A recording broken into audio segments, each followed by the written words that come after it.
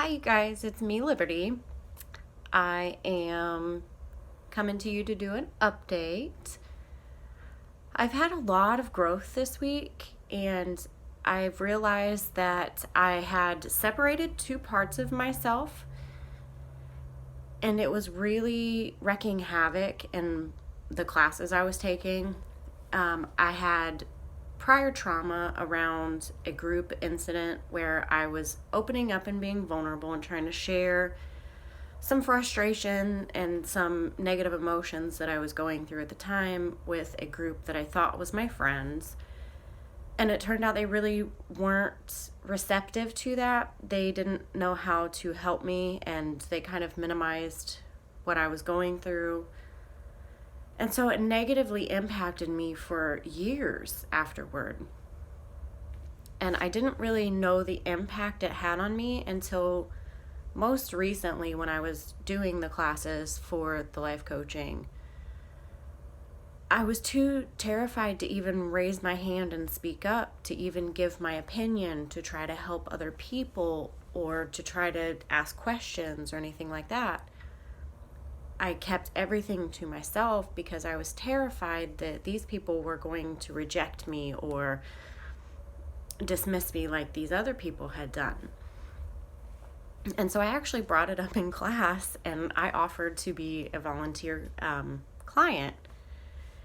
And so working through that incident with this volunteer coach, he was able to walk me back through the incident and separate from the incident and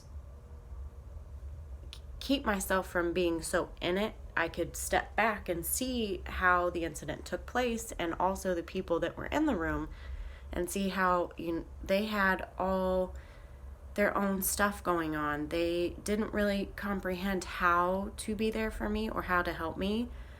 I was the strong one. I've always been the strong one. I know how to help myself. So if I was coming to someone and asking them for emotional support, they didn't know how to handle it, because I should know how to help myself. I should know how to handle it. I shouldn't need emotional support, but that's not true. Everyone needs emotional support when they're going through tough times, even if it was something that somebody else doesn't think is that important or that big. It can very well be that big in your mind, and you would like to reach out and connect with other people and be vulnerable and share this dark, negative thing that you're going through. And I could see that I had separated the two parts of me, because I have my BDSM side, my Dom side, and I have my life coaching side that I'm in my personal business. I want to merge those two. But in the classes, I felt that it might be inappropriate to try to merge the two in the classroom setting. And so I found myself being withdrawn, being not as open and vulnerable in the classes. And so I reworked through that trauma of the group experience, and I was able to step back and see they all had their own stuff going on. They weren't my tribe. And I see that I'm confident and I'm capable.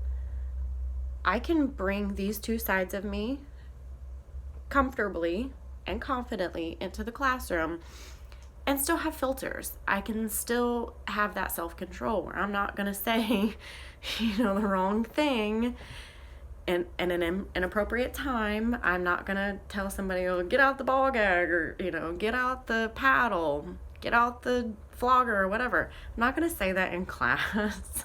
I know better than that. I'm smart enough to know the appropriate time and place for this, and I can still carry that confident Dom side with me into the classroom and speak my mind without being inappropriate. So I worked through a little bit of that during the coaching session, and then later I worked through it again on my own, and then I worked through it again with one of my friends, my coaching buddy. And I see now that I am able to integrate these two parts. These two parts, they have two very different goals in mind, and I can see that they want the best for me. And so I can use both of these and I can merge them together and create harmony and use both of these as my resources. So I can raise my hand in class. I can say, hey, like, this is what I'm dealing with, or this is what I'm working on, or this is the question I have, or if somebody is if they have a problem that they can't really work through, I can speak up and help them if I feel like I have the wisdom to help them. Because I know I have the life experience, I know I have the background to be able to help people. So integrating both of those parts was a huge help for me. So I know I have the voice to speak up. I have the confidence to speak up. These people are not going to be dismissive to me. So I just wanted to make a video to share like how I worked through an insignificant trauma, but it was still affecting me. And I had no idea that it was affecting me in this way. Like, I knew it was a problem back when I had the problem, but I didn't realize that it was, making me withdraw from the class, making me just sit back stoic and not interacting and not opening up and being vulnerable and not getting my time and effort into the class and not connecting with the other people. So I was able to see that, okay, this was affecting me. So I know a lot of people have really insignificant traumas and they think, oh, it can't possibly affect me. There's no sense working through it. But I'm telling you, even something as insignificant as you trying to share some bad feelings with someone and them ignoring you, or them telling you that your problem isn't that big and you should just, forget about it, that could be significant enough to make you withdraw and not share with somebody else, because that's a negative experience. That's a hurtful experience. So work through it. Find whenever you're doing stuff like this, find the root cause, work through it, and then figure out what you can do differently, what resource you need in those moments to work through that. And then thank God for my coaching buddy, because she did a hypnosis session with me and she was able to walk me. I was able to get into a relaxed state, and I was able to find such a powerful resource, which of course was my concert experience in Wisconsin.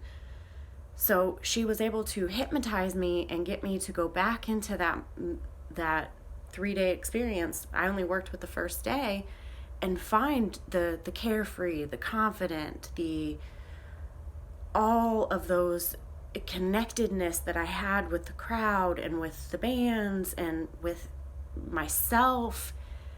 And I was able to use that in a resource again, and also my voice, because I won the screaming contest, So I was able to merge all of these parts and turn them into a resource. And so now when I'm in that moment of anxiety and fearing that I won't be accepted, or fearing that I won't be able to connect with people, I can draw on this resource, and I know that I have the confidence to walk into a stadium that I've never met anybody, make it to the front row, and have the time of my life. So I know if I can do it, anyone can do it. So I'm telling you, if you have even minor traumas, figure out the source, figure out how it's affecting you now, and try to find a better resource to integrate this so that you can draw on something better when something similar happens in the future, so that you're not constantly in this cycle of whatever the negative cycle is. Like with this instance, it was withdrawal, fear of disconnection, withdrawal. And I ultimately want to connect with people. I want to be confident. I want to connect with people. So that's what I worked through. And so I'll be talking a little more about, of course, the parts and the hypnosis later. I don't really have a lot of experience with the hypnosis other than my self-hypnosis and then this experience with her. But I just wanted to do a quick video real quick before I get back doing all my other stuff that I need to get done tonight. So I figured I'd do a video real quick and share with you guys, and with that, I will talk to you soon. Love you guys. Bye.